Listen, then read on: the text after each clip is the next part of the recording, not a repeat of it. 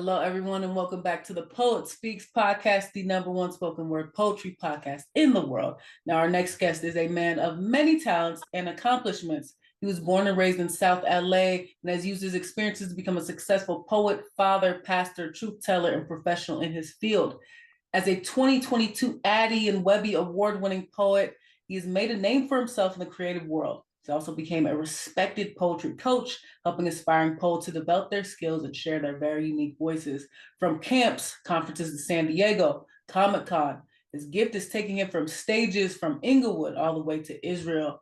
One central principle has guided his work. It says, if the truth will set you free, then lies build presence. He uses his work to free people from the prisons lies have built. Everyone, please welcome to the Poet Speaks podcast, Alexander James. Alexander, how are you? Hey, what's up, family? It's weird sitting and listening to that. It's still awkward. We have to figure out a better way. We got to figure out a better way. But I'm honored to be here, sis. I'm honored. Thank you so much. How are you? I'm doing pretty good myself. I'm doing better now that I knew when you came on my radar, and I'm really excited to get to talk to you and kind of pick at your mind a bit. One thing that stood out to me is you are from South LA. Tell us, Yeah, what is South South LA? What is South LA? Is that South Central? Are we talking what part of LA? You gotta let us know. I'm from California myself. South LA is South Central. I'm talking like Western and Florence. I'm talking about like Normandy, Vermont. Like the when they say like, "Oh, you from LA, LA?" Like that's the LA. Like I'm down the street from Crenshaw. 10 minutes from the Forum. 15 from SC. 8 minutes from SoFi. Like LA, LA. Like go outside in this, you know, the graffiti and the sirens and the helicopters, but also the Taco Man and the Corn Man and Woody's Barbecue over on the corner. Absolutely. So you are from LA. Now I have this theory. I'm from Northern California. I'm from Sacramento. Tell me, Uh-huh. everyone has their theories about Los Angeles. Mm-hmm. I personally think LA has been overrun by people that are not from LA. That's why they give LA a bad name. I think people that are native of LA know LA because it's born and bred in them. Is the people that Yeah, come from outside of LA and make LA the stereotype. What would you agree or do you disagree? I completely agree that our uh our reputation has been just as gentrified as Inglewood. Mm, yeah, Folks come in with their what they think LA should be and is, and then the folks who are from here get priced or pushed out, and the folks who stay get to perpetuate their narrative. absolutely. That's a good way to put it. So let's a little bit about you. You have such an eclectic background. I mean, pastor and poet. I mean, a lot of people, truth teller. I think a lot of people when they hear the two, pastor and poet, they may not see the unique link. But I feel like when you are someone that is in the pulpit, you're doing the same thing that we do as spoken word artists. You're professing the word, Yeah. whatever that word may be. I'm curious for you, now you're born and bred in LA. What was that childhood like? Did you foresee for yourself you become a pastor, this poet speaking from stages from Inglewood to Israel, like I said in your bio? What was that like as a childhood dream? Was this always the end goal? Oh, absolutely not. Like what you like? So when you from LA, and you're a big black boy, you, there's a poem in my book called Hood Prophecies, and the idea is that um, the hood has prophets too, and they anoint you NFL, NBA, right? Those are kind of the only two for big black boys. So it was it was not allowed to dream outside of field goal lines. It was ingrained in me from childhood that the purpose of my height and weight was sports. That was the way out, the only way out. So if that's what's affirmed, that's where you lean. And when you tie in the Christianity and like my faith aspect to it, believe it or not, even though one of the largest books of the Bible is Psalms, which is literally all poetry, poetry was not welcome in like Black Baptist spaces. Like you gonna preach this sermon or you gonna sing in the choir. So it was weird to be a low-key creative, but have to hide it in school because it wouldn't further my popularity or, get me friends. And it was also strange to not feel the freedom to be creative as a child going to church. So in both places, there was a side of me that I felt like I couldn't really move in. It wasn't really permission. Yeah, that's such an interesting kind of thing. You're not the first person I've heard to really say that. There's kind of these two options for the young Black boys, either the NFL or even, music, right? Maybe a rap career, whatever, insert stereotype here.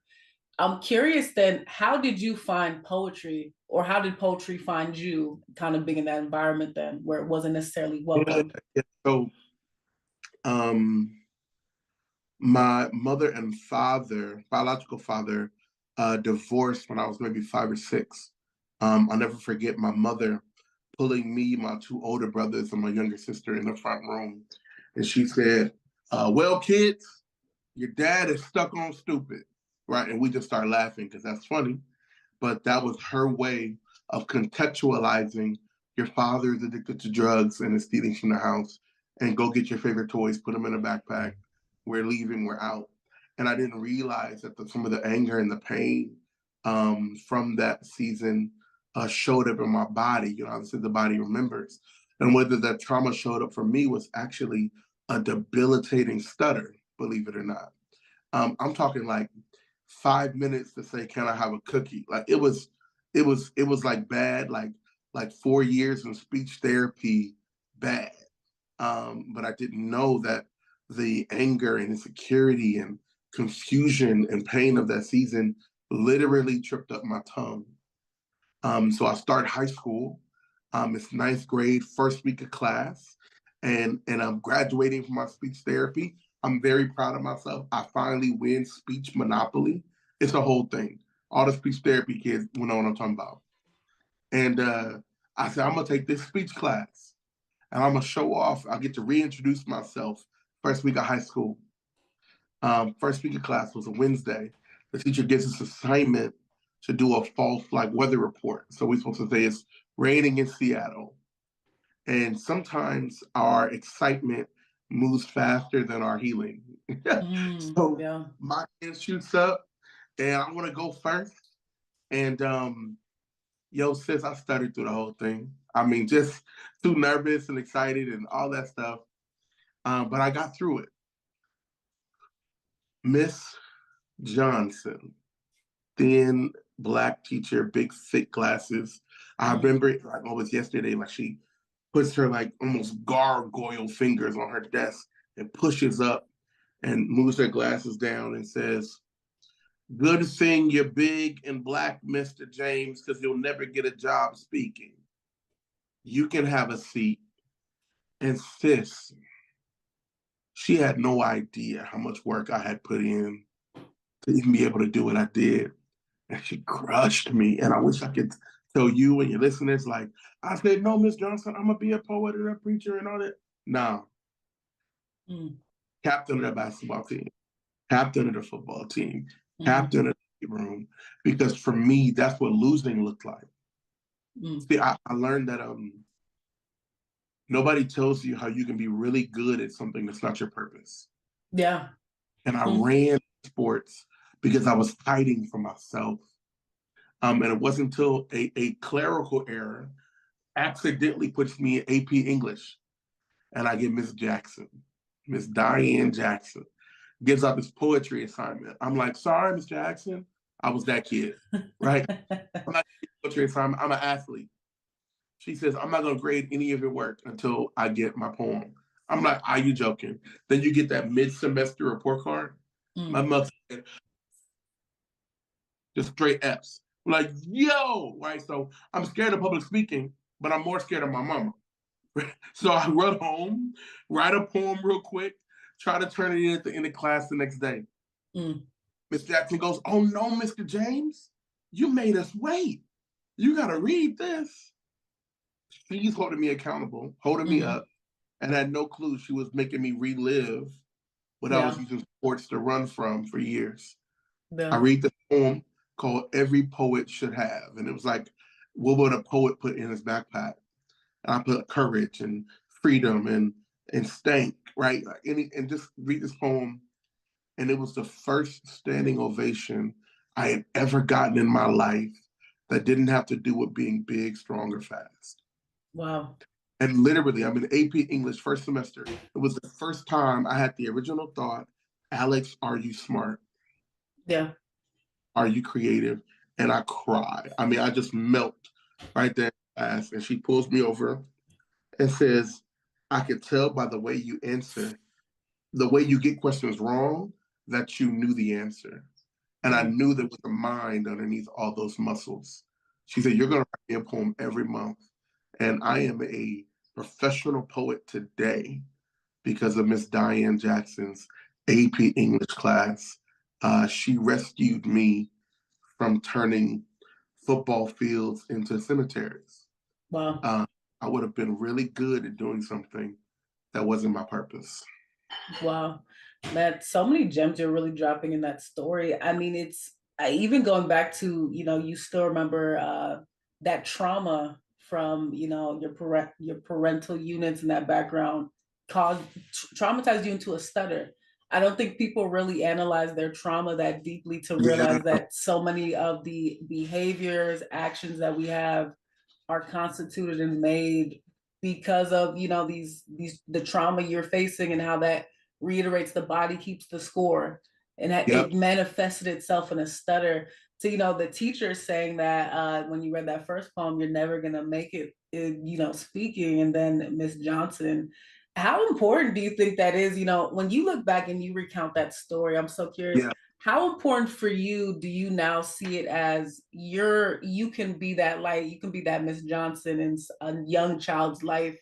Because so many of us don't realize the really sheer effect we have on the youth around us, especially with something in our field like arts. How important is Yeah, that now to you to really reach out and be a positive beacon to motivate youth? listen, it's literally everything. I think I think I think we overestimate how many people are speaking life into young people. I think we overestimate how many people are looking young men in the face and saying, I know that you can do this. I think we overestimate how many people are looking at these young ladies from where I'm from and saying, you are not just your body, you're a mind and a heart and a destiny and a dream. And I think we overestimate how well people are doing. And I think it goes back to possibly like why I wrote the book. I think the lie is just more comfortable. The lie is there's pre-approved seats.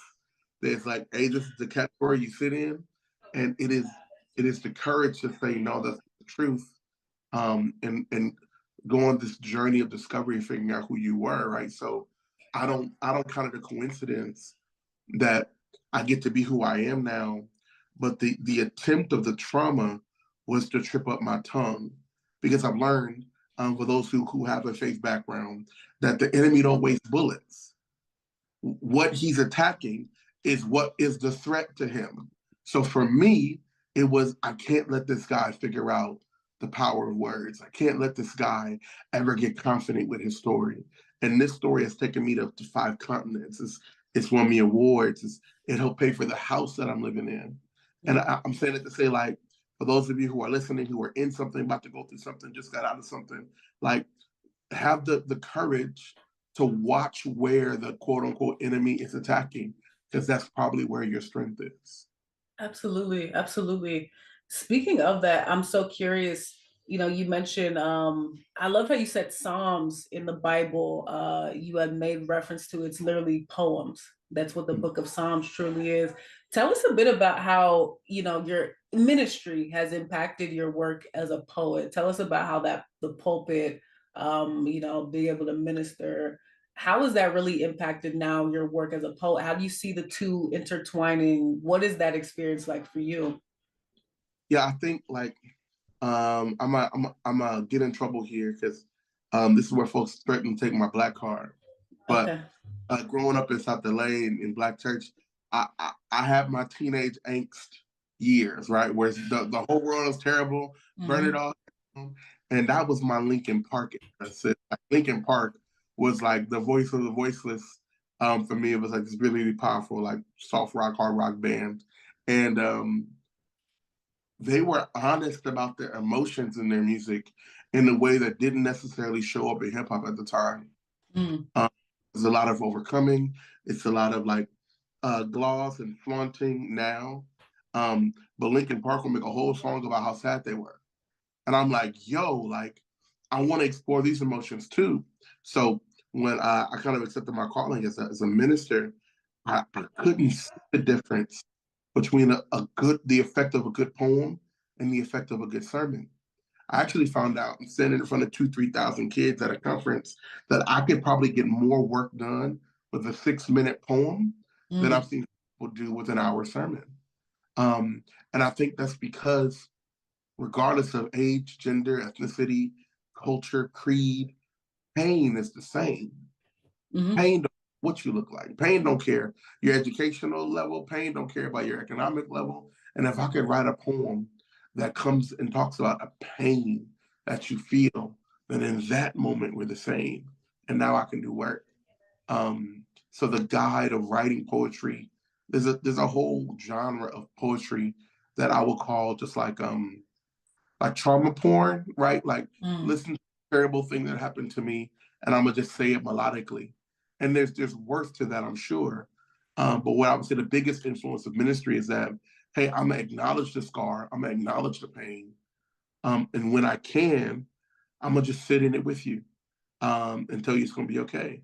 And when I can, I'm gonna point you to the doctor that I found that's helped me with it and through it. I don't believe in the whole like tying everything up in a pretty bow all the time, but I do think there's something about the willingness to be light and be hope with people, and to do that well. You have to first step into their darkness. There's the shortest poem in my book says, "No, nobody tells you how much being a light burns." Mm-hmm. And I, good poets are folks who are willing to burn so somebody else can see. Absolutely. No one, I love that quote. No one tells you how much being a light can burn. My goodness. Yeah, no, that gives me goosebumps. I'm curious. Well, first and foremost, let me just say this. Lincoln Park, Black people love Lincoln Park. I don't know what you're talking about. It No wasn't black safe car to say revolt. that in my hood. It wasn't safe to say that for me. This is my coming out party. Now everybody knows it's safe now. I let everybody know. Lincoln Park was my jam, but no. Say this, I'm curious, how much do those stereotypes, especially growing up, like you said, in in the south of LA, deep LA, and you had those stereotypes going against you, was it Mhm. safe to say that you love Lincoln Park? A lot of the stereotype was become an athlete, become a rapper, whatever may have you. Yeah, yeah, yeah. How much do you think that affects us as Black artists? I'm just so curious what your take on that is. How do you think that affects us as Black artists, the stereotypes? Being a poet, now we know some of the most famous poets, some of the best poetical geniuses, Zora Absolutely. Neale Hurston, Langston Yeah, yeah. Hughes, Maya Angelou, just so many Black folks. But how do you think that affects us, that niche that a lot of us as Black artists get into? How does that affect us, especially in a even nicher genre like spoken word poetry? How do you think those Yeah. stereotypes affect us? I think it's deep, sis, because I think especially like I think we need way more female poets. Um, but unfortunately, culturally speaking, there's also categories within Black spoken word poetry that folks find themselves fitting in. Like, I'm like, yo, like, I don't know if we need more angry female poets. I feel like we've got more than enough really pissed off female poets. Um, and I think that like there's just much more to the human experience than the easy low hanging fruit. So like the basketball guy, the rapper, I think it's really about these are the things that were just more easy and like were attainable and like didn't take much thought. So I think the way that it affects like artists is that I think it should give us a healthy challenge to reach a little higher and to dig a little deeper. Because I think we're all like settling for this like very elementary, shallow like connection when your real people will only be found through shared pain. I believe that the actual community isn't just about shared affinity, right? So, like, for example, we could both like motorcycles, right? Cool, and that's great. But we're just two people who like motorcycles. If we go, hey, I've got some parental scars, and you go, me too, and now there's something deep. I believe that true connection happens when you hurt together. Um, and if artists are not the ones artists have always been the ones historically who tell the truth about history, about politics, about the state of the world. And that's because we're the ones who are willing to lean into the pain of it. Even now, our country measures success by how rich people are. And they just call it GDP. And they don't ask the single mother in South LA how she's doing and whether or not she thinks her country sees her. They don't ask the Latina brother who's fighting to get himself through school while caring for his children because the mom passed of breast cancer, how he's doing. And I think folks don't feel seen until you're willing to bear weight with them. And just liking things together is what is surfacey, but doesn't really create true community or connection. Absolutely. That idea of just sharing more than that surface level is so important. But I kind of do want to hit on that point of do you think a lot of us as Black artists, how much of our story do you think still need to be uncovered because we are kind of designated to these niche surface level Yeah. topics, stereotypes? Well, I think the best example of it currently is who some folks consider one of the greatest rappers alive puts out a flute album in the person of Andre 3000, and folks lose their minds. They're like, what do you mean he's not rapping? But the man has more depth and he wants to go someplace no one's ever been. And culturally speaking, I've learned that whenever you bring revolution, whenever you bring true change, your opponents are not the enemy, they're the comfortable. Whenever you're called to revolutionize and truly change something, your first opponent are the folks who like it the way that it is. And some folks will choose the comfort of the normal and the safe. But somebody's got to come and be the dreamer and say, hey, let's do what's never been done. Let's say what we haven't said and stop being limited by these categories. And no one's ever died from discomfort. So let's make people uncomfortable. No, absolutely. I always say, art is meant to make you uncomfortable. If you're Yeah. comfortable listening to my poetry, if you're comfortable watching my film, then I'm not doing my job. Because I really truly do believe art has to serve the artist first and foremost. We Yeah. can't we can't live in a space where us as artists where we live to serve others. We have to first and foremost serve ourselves, then give that back to the audience to help serve them, to help awaken them. I kind of want to move on to this point. I love this phrase, from Inglewood to Israel. Just tell me, what does that even mean to you, just from that phrase, from Inglewood to Israel? So I just got to say this, like, if you would have told high school Alexander James that he would have spent 14 days in Israel doing poetry and teaching and learning and taking, he would have called you crazy. If you would have told him that he would work with the Chicago Museum of Arts writing poetry for their Black Mothers exhibit and win a national Addy and Webby Award for the commercial and the poem video for it, I would have said you're out of your mind.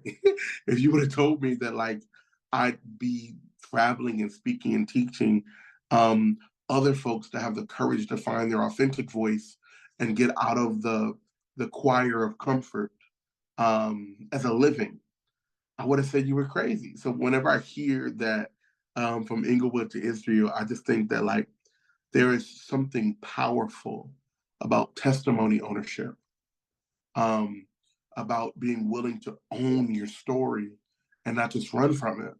Um, Hollywood makes billions of dollars off of stories of people who look like you and me.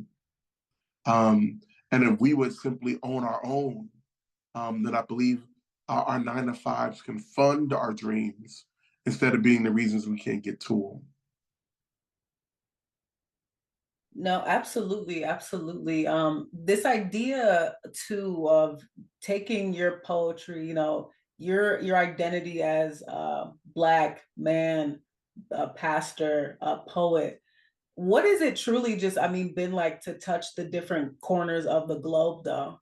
I know you said as a kid you just would have never imagined yourself being here, but what is it kind of have you even been able to fully process what it's like being able to take something like poetry, your words, and just be able to traverse that across languages, cultural boundaries, and be able to speak that? Can you even process that? I know for You know myself, what? I can't. You know what it is? I think that I heard somebody say they did a study and they found out that butterflies are colorblind. Mm. So it turns out that the depth of their design and their beauty isn't for them. It's for somebody else. And I Mm. kind of view it the same way that to me, I'm just trying to be myself every single place that I go and the way that I show up. And it's hard for me to like measure and calculate. I can say that there are moments where a young poet that I walked with for a season comes back and says, hey, because of our connection, I was able to do or write this, and that was so meaningful for me. Moments like that like really get to me, especially talking to young people. I wrote this poem called Chicken, and it's a poem about chicken and how like and just about like how it's really about being a fake Christian. It's like I found out that being in the choir, being a junior deacon, being a preacher is just skin. But if I was to peel back your skin, would your chicken be light or dark? I wonder. Has something popped your eye? Why is your wings stopped? Right? Like, is there anyway? So all this, so being able to do stuff like that and encourage and inspire people, not even to be something new. Like my whole thing is like the most courageous thing you can do is be yourself. There's only one of you. You want to take real courage, be who you actually are. Because the world loves a liar. You know what it is like Yeah. this? Like there's an entire industry where folks will take plastic and put it on your body to make you look not like you, and to literally take what people think you should look like and alter yourself. And I just think folks do it mentally. I think we do it spiritually, especially with our language. Um, and I think like standing on a boat in the Sea of Galilee and like performing a poem is like the weirdest thing in the world. But I also feel like, and this may feel deflating, but it's my truth. I also don't think I'm that special. And what I mean by that is when Amanda Gorman, my sis, does this poem at the inauguration, everybody's going nuts. That was so amazing. She's so awesome. And I'm like, yes, she is great. She's dope. She's always been dope. But check it out. You know how many Amanda Gormans are in high school right now who don't have no loving on them and giving them a chance? You know how many Alexander Jameses there are in Jordan High School, in Poly, in Washington Preparatory High School who just need somebody to love on them and give them a chance? I think I think everybody's amazing if you let them. Yeah. Um, but I think it's I guess I'll leave it here. It's really cool and unfortunate that I could build an entire brand off simply being honest. I think that itself is an indictment of the culture. We're in a world, sis, where people say, "Can I be honest with you?" What does that even mean? What are you asking me? We're in a culture where it's completely normal to ask permission to say what you actually feel. What is that? What is that? And how do we get out of that? It's kind of like my mission. Absolutely, absolutely. We do. We live in a world where people, yeah, I remember before when I was younger, the phrase I used to always say, I'm like, to be honest with you, Right, like, to be perfectly honest with you, right, is right, right. we do, and that's so ingrained in our language Exactly. to ask for permission to actually be honest, to actually be who we are, right? To actually tell our truth. Warn people, to be Mm-hmm. honest with you, right? And it's like if after this sentence I am being honest, what was I being before that? Yes. And I'm that guy. I'm the guy that asks that question. What or who were you being before that? And Right. like, does that version of you exist? Yeah. I think in the preamble to the book, I asked like, what would happen to your relationships if you were honest? Your money, Mm-hmm. if you were Mm-hmm. honest. Parents' relationship, if you were honest, to how you spend money, how you spend time, your friendships, your romantic relationships. Like, what would the effect of courageous honesty be on your life? And what if, by chance, there's a whole nother life waiting for you to be yourself, Yeah. but we settle for the ones that we can make ourselves, that we think will protect us, when in actuality, uh, uh, there's a difference between a shield and a prison. Yes. Prisons are real safe, but they Yeah. also protect yourself. Yeah. No, I think I agree with that completely. Prisons are real safe. Prisons give you 3 square meals a day, They said, a bed to sleep in, a roof over your head. All that, the only cost is your freedom. yeah, exactly, sis. And my whole thing for the rest of my life is like, everywhere I go, I want there to be a jailbreak. Mm, Everywhere, it's like, yo, like, what? Yes, out there you got to fend for yourself. Yes, out there you got to make a name. Yes, out there you got to build a home. In the Bible, um, it's a story about this man by the name of blind Bartimaeus, and he's just sitting outside the church asking for alms. You know, just what a beggar person would do. And Jesus walks up to this dude and is like, "What do you want?" Which is like a crazy question because he's blind. So you would think, of course, I want to see, right? mm-hmm. Yeah. But Jesus asks more questions than anyone in the Bible, over 230, in fact, which makes me go, okay, what Jesus knows, I believe, that the man had to verbally say, I want to see, because the second he can see, he don't get to be blind Bartimaeus anymore, sis. He got to be Bartimaeus to get a job, and Bartimaeus that finds a wife, and Bartimaeus that contributes to society. Some people, and this probably was going to get me in trouble on your podcast, some people will stay sick to evade accountability.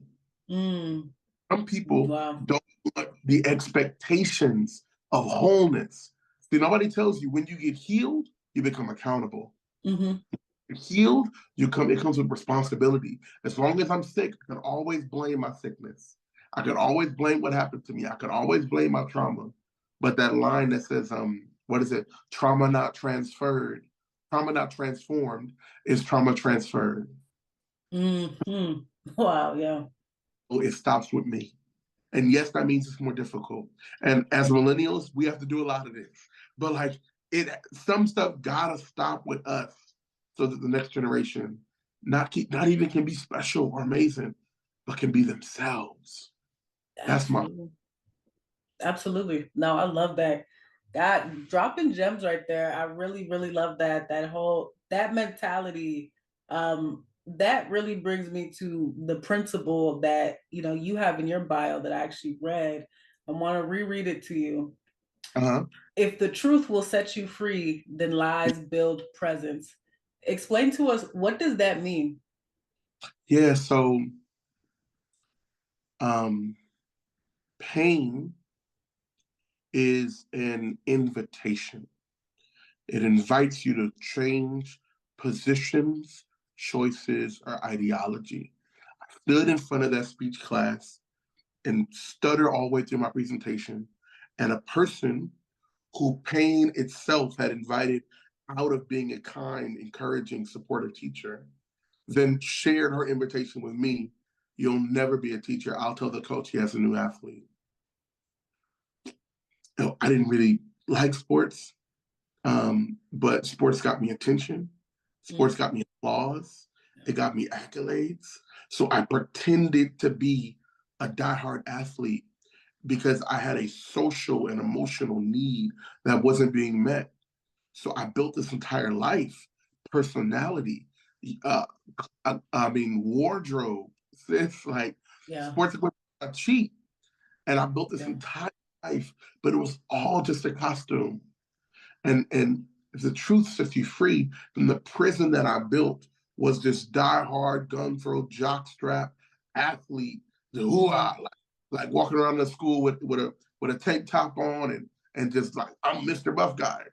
No. I was just sad and insecure and pride and full of shame and grief from my father leaving.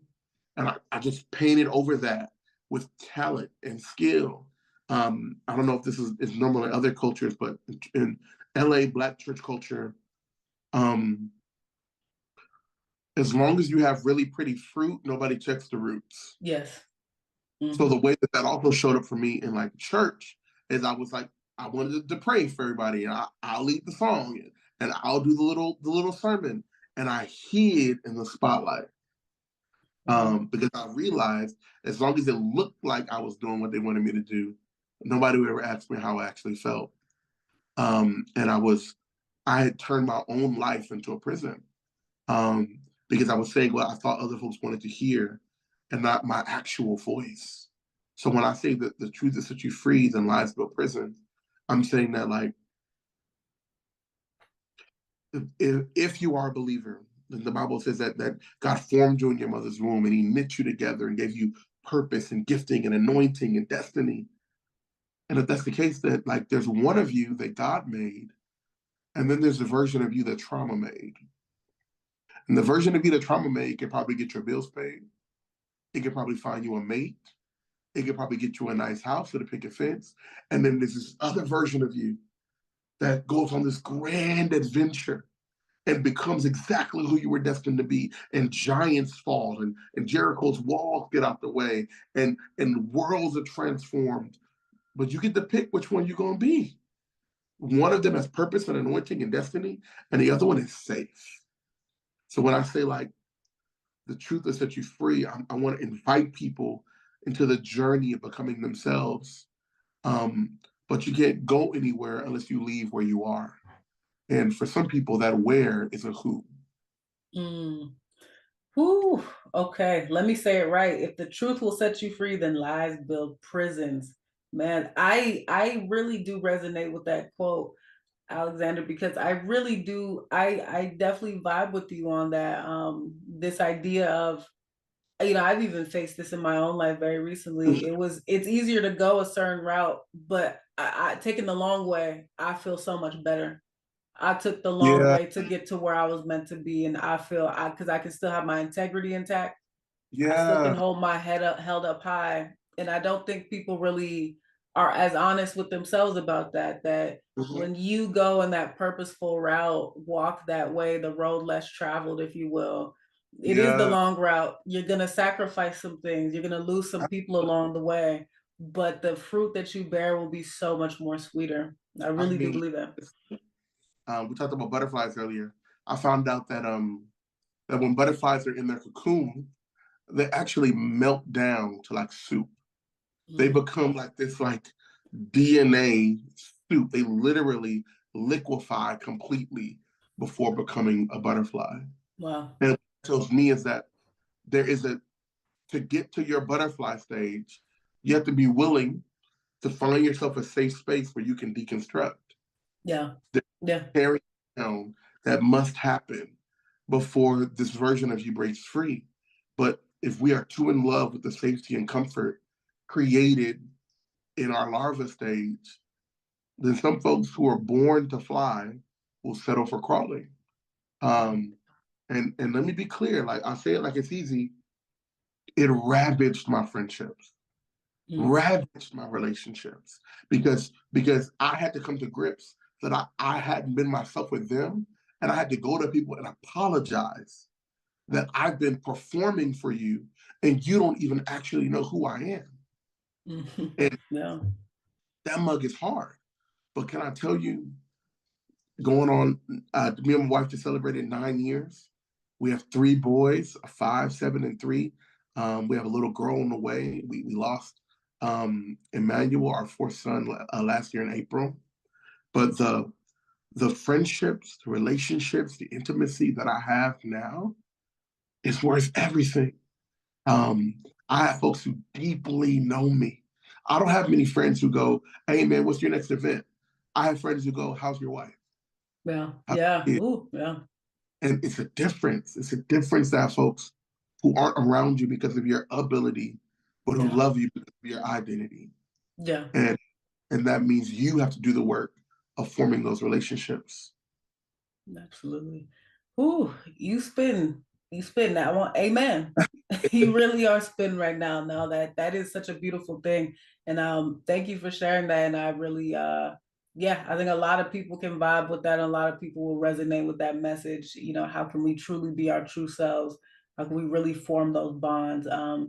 Now tell me, Alexander, I want to move on. I really want to ask you, you shared a lot about your childhood and just these Mrs. Johnson, you know, that wonderful mentor, teacher, savior, hero, heroine in your life.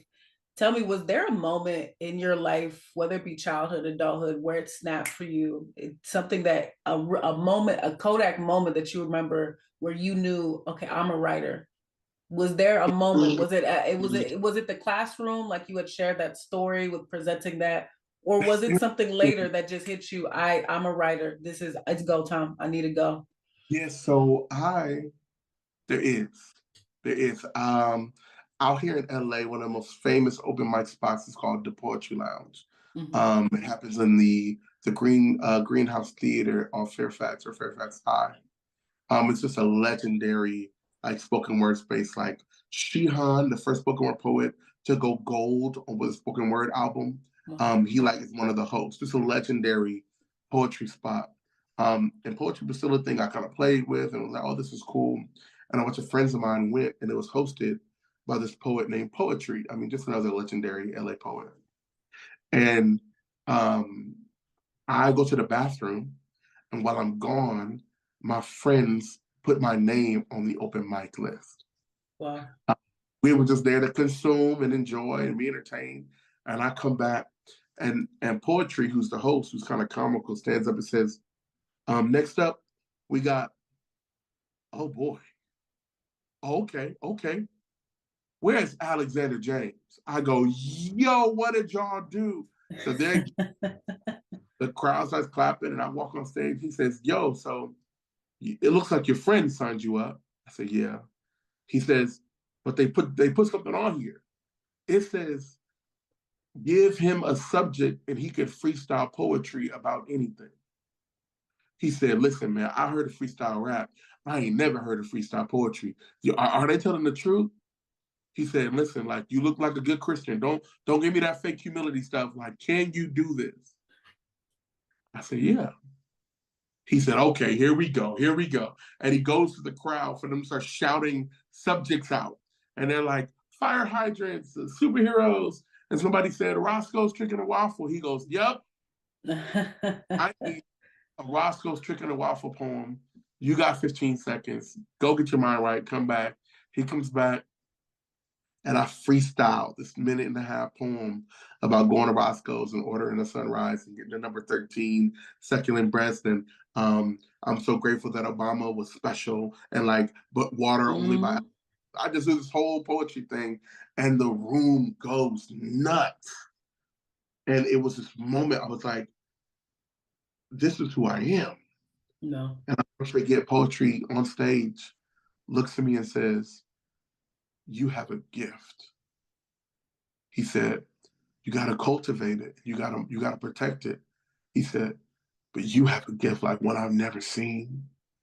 And hearing that from like a legend, like I was like, I want to be somebody else's poetry one day. I want to be the guy who calls that out of somebody and tells them they can be more than what they thought. But I have to first have the character and the esteem and the career to where my voice has weight. So I began to work really hard. No, absolutely. I think that idea of how can I be that for someone else? It seems like a lot of things have happened in your life where you're like, you know what? I've been touched in that way. Now I need to go do that for someone else. So thank you so much for sharing that beautiful story, Alex. Now we have one final question for you. Okay. We ask every poet that is on the Poet Speaks podcast. Alexander James, why do you need to get your words out? Why do I need to get my words out?